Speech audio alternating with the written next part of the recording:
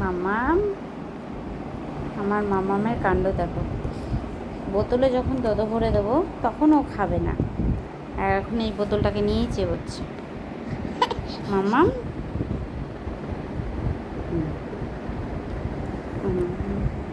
যখন দোদো দেবো বোতলে তখন আর খাবে না, তখন সেই ঝিনুক বাটি নিয়েই বসতে হবে।